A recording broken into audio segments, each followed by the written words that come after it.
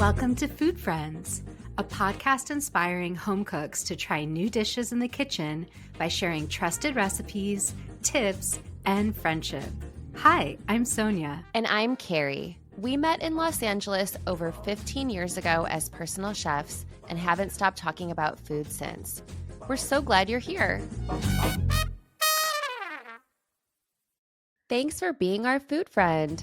If you enjoyed our podcast, please subscribe, leave us a review, and share this episode with friends.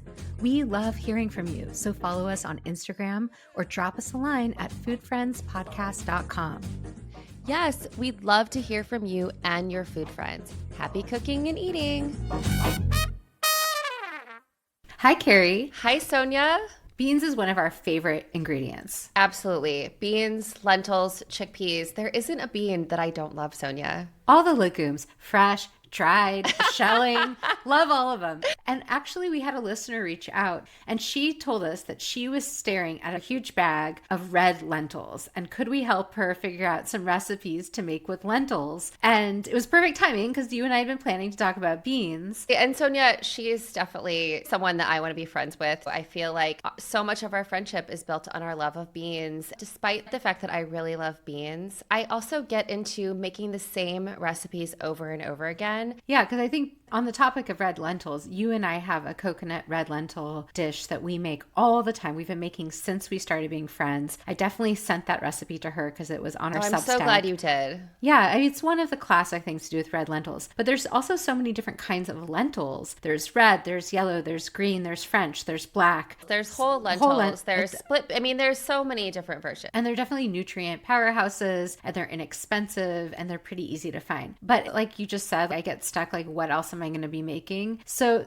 there's a recipe. I bought all the ingredients for this today because I'm so excited to make it. That comes from 101 Cookbooks. And I've made something a little like this in the past, but I think I'm going to follow her recipe exactly as written. It's for curried tomato tortellini soup with red lentils. Ooh. Exactly the lentils that our listener asked about, which is part of what attracted me to this recipe. There's a lot of fun ingredients in this, but it also isn't that hard. It's spinach and onion, garlic, curry powder for that curry flavor, turmeric, a little chili flake, of course a tomato base, and your red lentils. And then any kind of store-bought fresh tortellini. I picked up cheese and spinach, which I think would go really well here. Well, Sonia, I think what's interesting is I don't often think of pairing lentils with pasta, especially tortellini, but this recipe is really interesting. It has also an unexpected curry powder, but I mean, that's something that most people have in their pantry. It reminds me of that tomato soup I told you about a few episodes ago where I add curry spices to the soup. It's a recipe I learned. Yes. Tomato and that hint of turmeric that you always find in a curry powder. It works really well with tomatoes.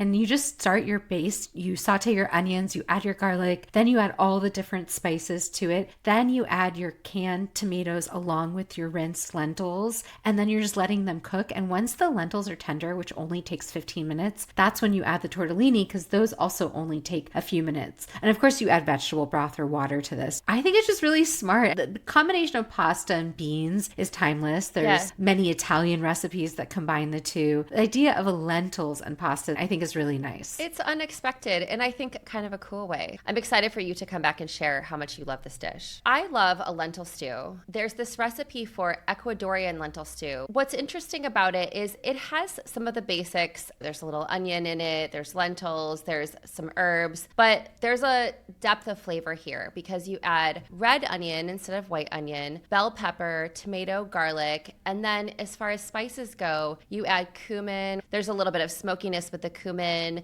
and then there's a teaspoon of achiote powder, which is that annatto seed. Have you ever worked with annatto seed? You know, I've never worked with it. I know it adds that sort of golden orangey or red color to things naturally. Yes. And I've always been curious to cook with it. And I love this idea because it's almost like the same idea as turmeric. It adds this beautiful hue, but it's more vibrant. It's more vibrant and it's darker. It has that sort of red instead of that golden color. But one of the other interesting things about this is that in that flavor base, you also take chopped cilantro and then you add your lentils, you add water, and then you add green or ripe plantains to the stew. stew at the end, which thickens it up and adds that like Wow. starchiness to it. Yeah, I love that there's red pepper in this as the flavor base instead of celery and carrot, because that's usually what I do with it. This is a brown lentil, right? Yes, a brown lentil. Yeah, or green lentil sometimes they're Yes. called. Yeah, but I do that usually with that kind of lentil. But you and I, when we discovered that Olea Hercules soup that involved red pepper and it really changed the way we thought about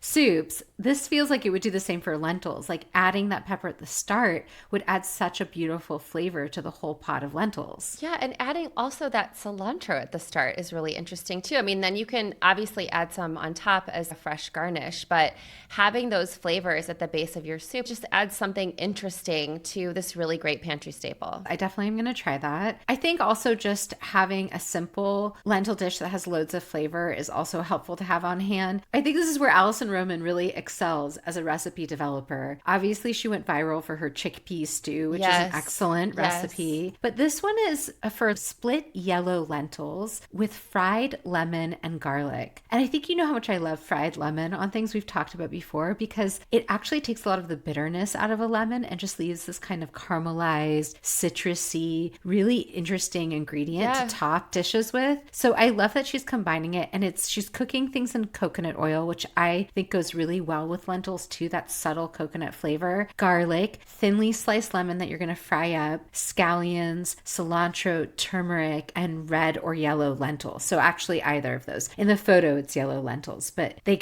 become even more golden with a little bit of turmeric. Yeah.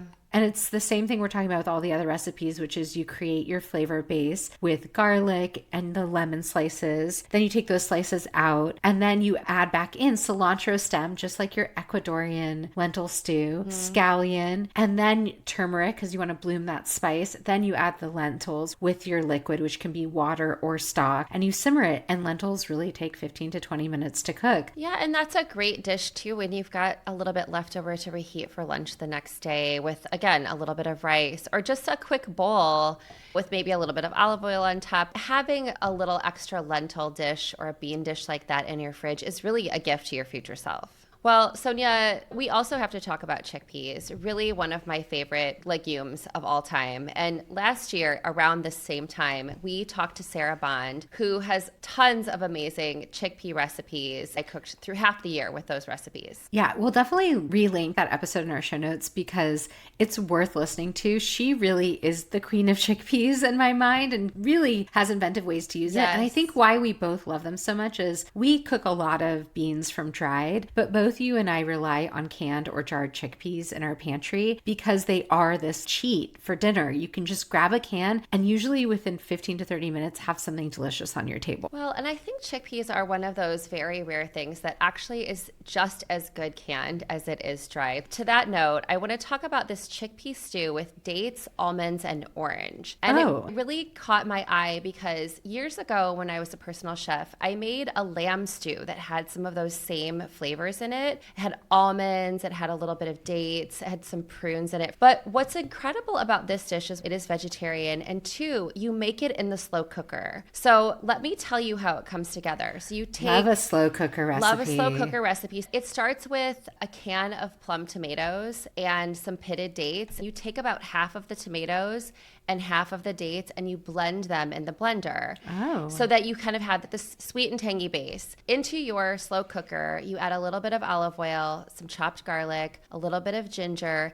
And again, this recipe has coriander stems. So you take some cilantro, you separate the leaves from the stems, you add a little bit of the stems, some ground cumin, some coriander, some turmeric, a cinnamon stick, and half a lemon. And you add the puree and you get that going and you cook for 4 to 6 hours until the sauce is thick and rich tasting. And then you take your chickpeas out of a can, you rinse them, you add the chickpeas into the slow cooker like 6 hours in, you add the remaining dates and you cook for 30 more minutes so that the chickpeas warm up and start to absorb those flavors and the dates kind of get jammy. And then before you serve, you add a little bit of lemon juice. And then they also recommend that you serve with toasted almonds and a little bit of fresh cilantro on the top with orange wedges and couscous. I love the sound of this flavor combination. There's like a few things that spoke to me. One, how many of these recipes rely on cilantro stems and cilantro? And I think people often throw away their herb stems, and that's often where you'll get the most flavor. And if you're doing a long cook, they're gonna melt into your sauce, into your soup, into your stew. I also think if you don't have a slow cooker, you could do this recipe by simply simmering your sauce for a little while. It sounds like you could probably get away with an hour or so. It also sounds like if you are using your slow cooker, you could start this at the beginning of your day. If it went a little longer than 6 hours, no big deal. You get home from work, you pop the cans of chickpeas in, and then while you're like changing out of your clothes or putting together your couscous, you let it all heat up. Yeah, and I think all those flavors are really interesting together. Adding a little bit of dates, adding a little bit of orange, adding some crunchy almonds on top. That's certainly a different way of eating chickpeas than I'm used to.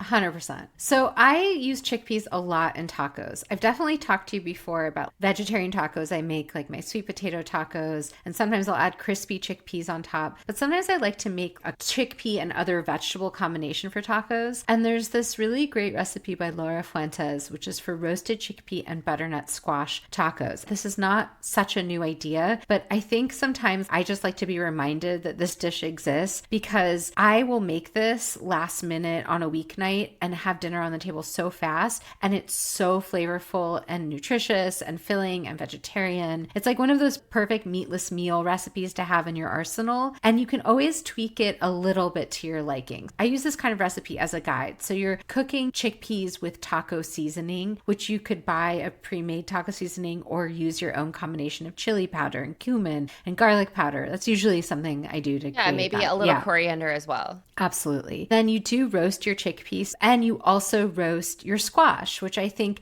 you would use the same seasoning on both things and kind of just roast them separately because the squash will take a little bit longer and you can cube that a little bit small so it cooks quickly. And then it's about making a really quick sauce to go on everything. Sarah Bond also had a similar recipe that I really liked. And in this one, you take Greek yogurt, lime juice, cilantro, chopped cilantro, salt and pepper to taste. If you didn't want yogurt, you could do sour cream, you could do creme fraiche, you could do mayo, you could do so many different kinds of creamy sauces with lime juice and a little bit of cilantro. And if you want a little spice, add that in. And then it's just about heating your tortillas and serving. You have your protein, you have your vegetable in the form of squash, you have that little sauce, and you have your starchy tortillas. Well, what I like about this recipe is that it's a reminder that you can have something really healthy on the table really quickly. And I think there's so much room for swaps. I love that you're crisping up the chickpeas in your oven. You're developing those flavors. And then I also love that you're roasting the squash because roasting it concentrates the flavors,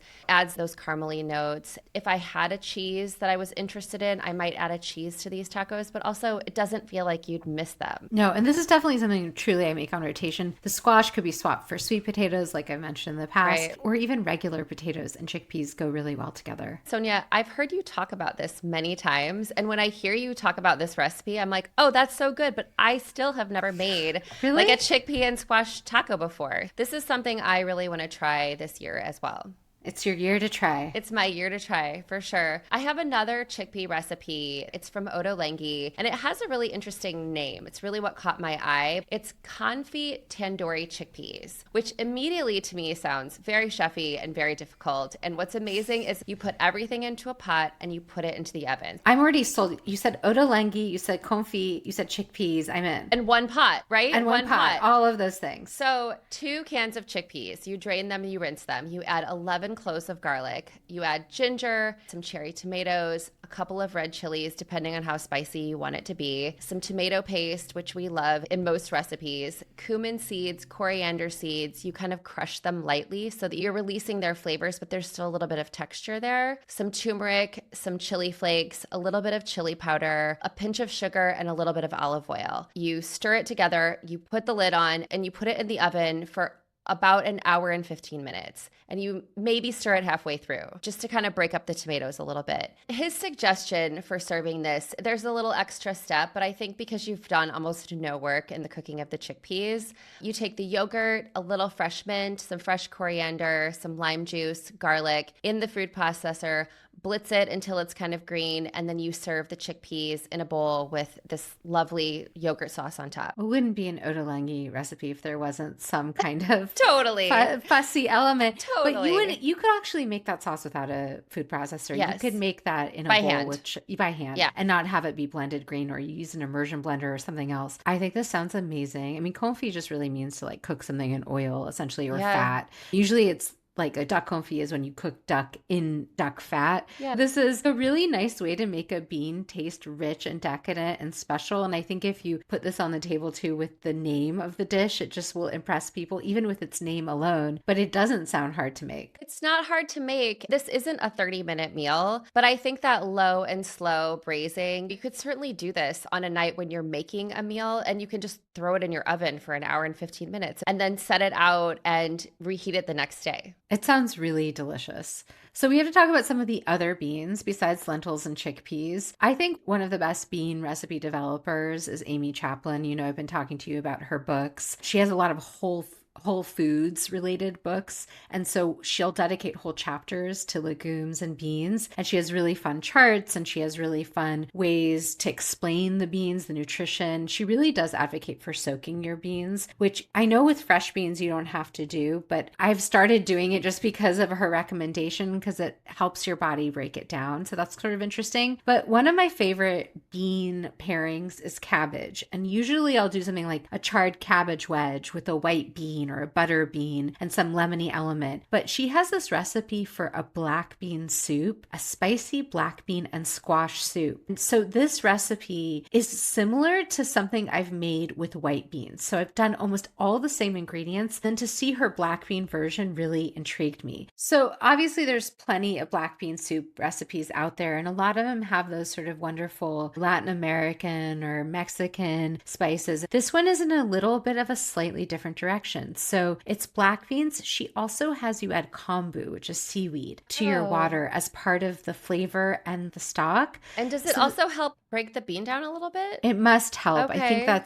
and this is such an Amy Chaplin tip and addition, because it's also going to add minerals and extra nutrition. She adds 4 bay leaves. I love the generosity. I think the more bay leaves, the better with beans. And then it's onion, garlic, jalapeno with the seeds removed, cumin, like you would find with black beans, oregano, cilantro stems. Again, look at all the cilantro stems. I know, that's so interesting. We definitely didn't plan that. What a cool through line. It's a takeaway, which is cook your beans with cilantro stems. Yeah. She also has carrots, celery, butternut squash, and I love squash with beans, as I've already mentioned, and then cabbage. She has you cook this in a pressure cooker or an instant pot. You definitely don't need to. You can cook your beans however you'll cook your beans with the kombu and the bay leaves. So that's how you're cooking your beans, as the base. And that's going to create that beautiful broth around your beans that you're going to use for your soup. Then you make a soup with the separate ingredients by sauteing the aromatics, then adding those brothy beans in, and then finally your squash and your cabbage. But it's such a great start of the year recipe with so many pantry friendly ingredients and also winter ingredients. Squash and cabbage are so easy to find this time of year. And I love a good black bean soup. Well, I can see myself making a big pot of this and either eating it over the course of a week. You know, that's something that I think a lot of us like to do if we're going to take the time to make a pot of soup. Or I equally am a person who portions off a few and delivers soup to some friends. Certainly at this time of year, everyone could use a nice bowl of soup. And I also think if you really don't like cooking beans from scratch, or you want to make this faster, you could use canned black beans. You could just skip the step where it's cooking it with kombu and bay leaves. You could probably just add a little kombu and bay leaf to your pot of soup with your canned beans and still have a really lovely, spicy black bean, cabbage, and squash soup. I think that's a great tip. And also letting a pot of beans simmer on your stove. There's something so warming about that. Well, Sonia, you know how I love beans and greens. I think this is something we share a love of. There's this recipe for cheesy mashed white beans with kale, parmesan, and a fried egg. This sounds like such a Carrie dish. This is such a Carrie dish, but what I really love about this recipe in particular is it actually shares something in common with the ottolenghi confit chickpeas that we just talked about, which is that it has a richness to it. You really start off with a little bit of olive oil, garlic, and 2 cans of white beans. You don't even cooking your beans. You're just taking them out of a can and rinsing them and adding them to your pan with a little bit of olive oil and garlic. But here's where it starts to get interesting. Then you add a half a cup of heavy cream. So You're adding heavy cream to your white That's beans a lot of heavy cream. and a little bit of water to loosen it. And then you mash your beans, almost like a mashed potato. And once your beans are really creamy and mashed, you add sharp white cheddar and Parmesan cheese, and you set that aside and you keep it warm. And then in another pan, again, a little annoying, you got multiple pans here, but That's not a Carrie thing. that's not a Carrie thing. But you just heat up some olive oil, you add a bunch of kale, shredded, Tuscan kale, curly kale. Any green probably in the winter would work well with this. Add the kale, add some salt and pepper, cook it together until it's wilted, add a little lemon juice, and transfer that also to a bowl. And then you fry off your eggs. At the end, you just combine your creamy beans with your greens and you put a fried egg on top. You garnish with some scallions and you can add a little bit of Parmesan on top. It's actually kind of how I imagine the lunches at your house. Like you and Jonathan make these really beautiful lunches. This feels like something you guys would make for lunch. I love cheese, beans, greens, all the things you're talking about. I love. And an egg.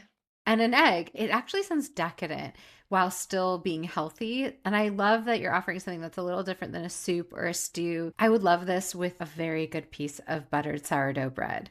That's how I want to eat it. Right. That's a great addition. I mean, a good piece of buttered bread goes with almost every dish we've talked about. Absolutely. Speaking of Jonathan, he loves mung beans, and so do I. But up until recently, we've never even talked about mung beans. I didn't typically make them at home. It's something I would eat at Indian restaurants, or if you're like at a yoga studio. So it feels like a health, almost it's like kind an of old hippie. school, Yes. like a hippie Yes. ingredient. Yeah.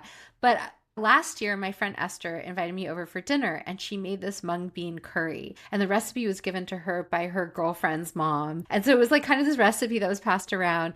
And it was so good. And I was like, oh, wait. Of course you can cook mung beans at home. Why haven't I been making mung beans at home? Because they're so good. They have a little more texture than a lentil. They hold their texture better and they just have a different flavor to them. It's subtle, but it's different. And I love a good bean curry in general. I love it with chickpeas. I love it with lentils. So this is the same idea. With this recipe, you're starting again with a lot of garlic, some cumin seeds, some canned crushed tomatoes, ginger. The spices in this dish are coriander and turmeric. You could add your favorite curry powder too. I like to add a little garam masala to this kind of curry. You can really play around with the spices if you want.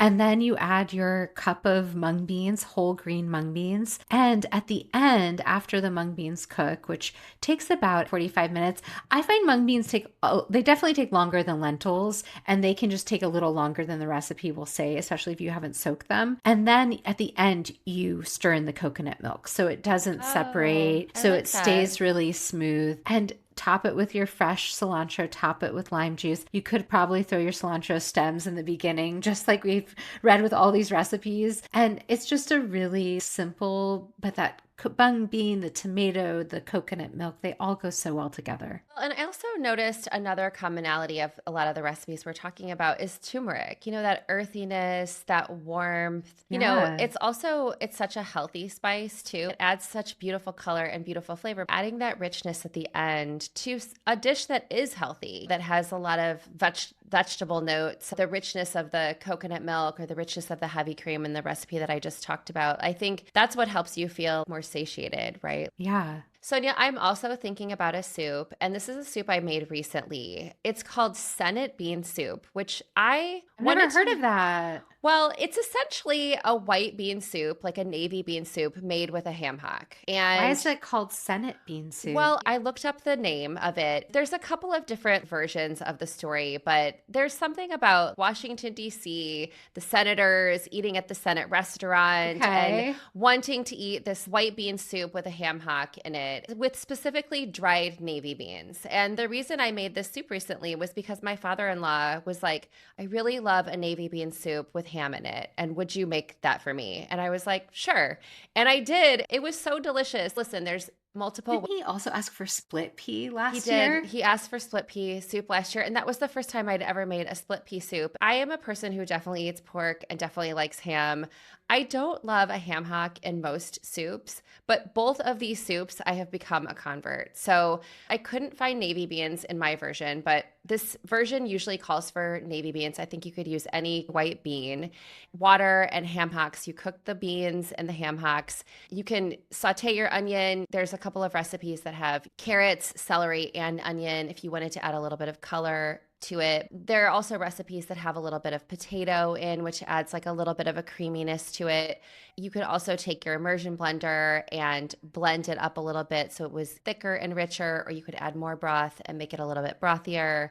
There's a lot of different ways you can do it. I think it's one of those classic soups that's perfect for this time of year. I like that you're sharing something that's so simple, that's really just about the beans, the flavor of the ham hock. I think if you didn't eat ham, you could use a smoked turkey leg. Sometimes that's a good replacement for ham. I also feel like a great white bean soup, and you and I have shared a couple recipes, which we can also link in the show notes. It's so good anytime. White beans are almost to me my favorite of all bean soups. Oh, wow. You're really going to go there. I don't know. I mean, I love a lentil soup. I love clearly I love a black bean soup. I love a white bean soup. It's hard to too. when you love beans, you like all the beans, but there is something about a white bean soup that I don't know. It's in its own category, like a great rosemary and Parmesan flavored white bean soup. What you're describing, the sort of smokiness, meatiness, it's just a way to make something feel rich and creamy without actual dairy or a lot of butter or anything like that. Yeah, I think that's a great point. And I think there are so many versions of it. And I'm glad to be reminded of the multiple versions of it for sure. I didn't even have rosemary white bean on my mind until you just said it. So maybe that's another soup I'll put on my list of things to make this year. Well, you make the best white bean and rosemary soup, so I'm surprised it's not on your list already. Well, usually I make white bean and oregano. Oh, that's right. Yeah. Sorry. With a little bit of white wine. That's right. Okay. I apologize. No. I think of you with rosemary, but that's right that you don't use rosemary, you use oregano. Yeah, I usually use oregano, but I also love a rosemary white bean. So there you go. We have multiple ways of having white bean soup this season. There's no end to the bean conversation. Well, I like going into the new year with a bunch of great new bean ideas. Me too. I'm really excited about the ones that you have introduced me to, and there's so many here I'm going to make again and again. Same. Until next time. Bye. Bye. Thanks for being our food friend. If you enjoyed our podcast, please subscribe, leave us a review, and share this episode with friends. We love hearing from you, so follow us on Instagram or drop us a line at foodfriendspodcast.com. Yes, we'd love to hear from you and your food friends. Happy cooking and eating.